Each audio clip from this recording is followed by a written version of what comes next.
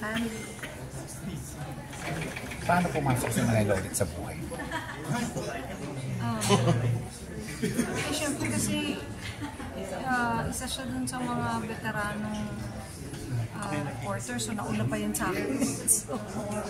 So inabutan ko na lang siya sa showbiz.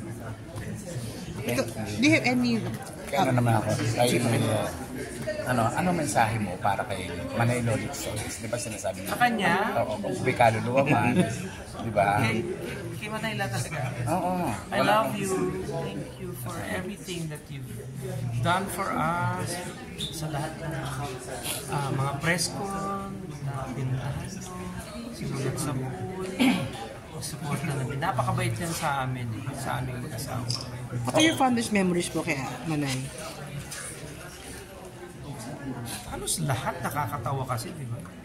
So siya ang life of the press con.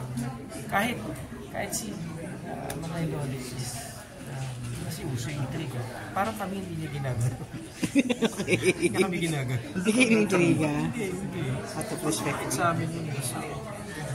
Tsaka ano siya, basta lagi niloloko si Jun Dara.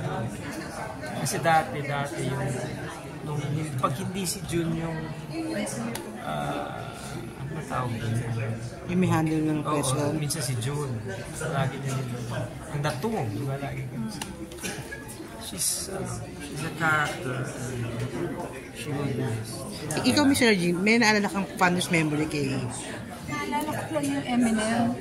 Alam mo yung Eminem? Sa Startup ba yan? Oo, itinulak Yung niya. may nag-guest na Mascot. na Eminem. Tapos? Nanonood ka nun? Nanonood ako. At saka yung alokbati.